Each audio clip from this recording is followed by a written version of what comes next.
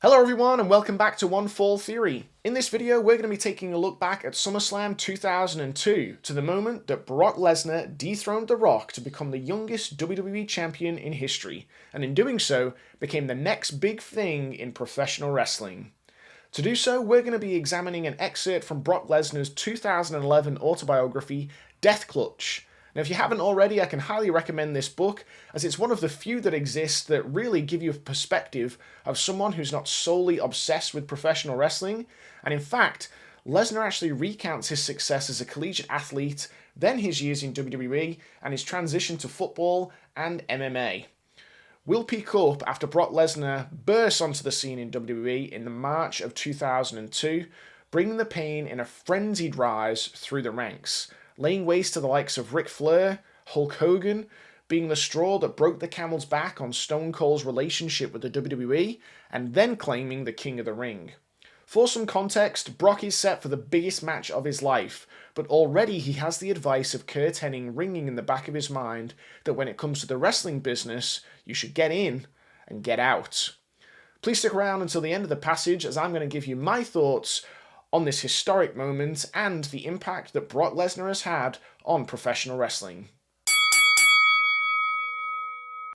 I only wrestled Dwayne "The Rock" Johnson 3 times. The first time was in Australia, right before we worked the SummerSlam main event at the Nassau Coliseum in Long Island, New York for the undisputed WWE Championship. I'd won the King of the Ring and was headed for my first pay-per-view main event. There's a lot of pressure on someone when they have the main event with a top star of the day. You have to be careful not to hurt the golden goose, but you always have to make your match look good. To get me ready for The Rock, we did a match on television against Hulk Hogan. This was a big deal because Hogan didn't wrestle every week on TV. WWE was portraying him as the legend of all legends, and to make me the focal point of the promotion, we were going to do a major incident on television where I took Hulk Hogan out. I was honoured to get into the ring with Hogan, but at the same time, I looked at things a little differently from everyone else. Yes, Hogan was the biggest star of the 80s and 90s. He drew huge gates and sold millions of pay-per-views. This guy had made more money than any other wrestler of his era. But here he was, squeezing out another run at age 50-something, just like Ric Flair. So we did the deal with Hulk Hogan, where I took Hogan out violently on the WWE SmackDown TV show. I knew the script, because Paul was the head writer of the show, and we communicated all the time. Vince kept telling me we needed to make this as momentous a night as possible. For fans, because this was a big moment in my career. I was going to slay the immortal Hulk Hogan, bust him open, and leave him for dead. Other wrestlers had jumped Hogan from behind before, or attacked him to build interest in an upcoming match, but I was going to beat the crap out of him face to face. Vince didn't just want me to get over, he wanted me over the top. There was a lot riding on the SummerSlam pay-per-view, and WWE was counting on a big buy rate to carry the promotion into the fall. The Rock was a proven commodity, but putting a rookie in the main event of your second biggest show of the year was a risk. Vince liked to take chances in life, but he called them calculated risks. The idea was really pumped up in the interest of my match with The Rock by having me hit Hulk Hogan with an F5, crack him over the head with a chair, bust his head open, and wipe his blood across my chest like Brock the Conqueror. It was pretty dramatic stuff.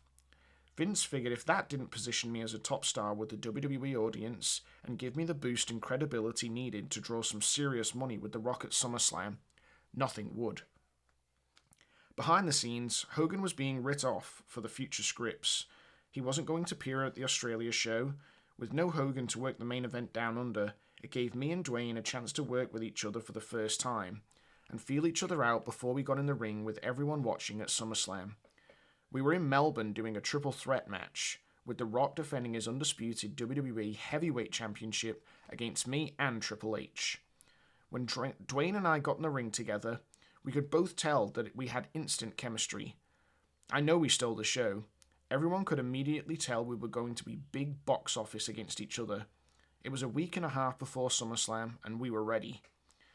WWE needed a new champion because Dwayne was taking time off after the show to do a movie, so the key here was to go all the way with this kid Brock Lesnar, because I had to carry the load for the company while Dwayne was off shooting films. Not everyone has what it takes to sell tickets on a nightly basis at major arenas and sell millions of dollars worth of pay-per-views several times a year. That's what a champion does. Vince thought I had what it took to pull that off. Dwayne, of course, is a very smart guy. He was going to have his character, The Rock, do a clean job for me because he wanted to grease the wheels for himself to come back when the time was right. Dwayne knew putting me over was right for business, and he was willing to take a loss for the team on pay-per-view in front of all his fans. He saw the talent I had, and he knew it would be best for the company if there were no questions in the fans' minds that I beat him fair and square. That way, after I had my ride at the top, he could beat me in a revenge match when he came back, and he would look even better. It would be huge. WWE would make a lot of money. I'd make a lot of money. Dwayne would make a lot of money. That's the pro wrestling business at its best. Dwayne also knew that it wasn't the only right for business to put me over clean, but that Vince had it in his own head that The Rock should lose clean to Brock Lesnar. If Dwayne wanted the door open for a return, he had to keep Vince happy and have him think that Dwayne always gave back to the company, looked after what was right for business. Vince has ended more than one career when someone crossed him and put their own interests above the company's. Dwayne was too smart for that, and he did everything the right way, the smart way. I don't know how many other guys Dwayne would have been happy to lose to clean, but he did it for me because he knew I could carry the torch for the company until he got back. It wasn't a gift, it was business. On August 25th, 2002, at the age of 25, I became the youngest WWE Champion in history when I defeated The Rock for the title at SummerSlam. That night changed my life forever. I was now in a position to regularly score big paydays for a night's work and more. I was now able to buy a lot of things. I'll always appreciate what Dwayne did for me and my family. If he hadn't made me look good, things might have been a lot different. Beating The Rock at SummerSlam 2002 made me a true superstar in the fans' eyes. I didn't just have any title, I had the ultimate prize in sports entertainment, the undisputed WWE Heavyweight Championship of the world. I wasn't just another guy in the locker room, or a curtain jerker, or a mid-card guy, or a guy hoping and praying to catch a break. I was the main event.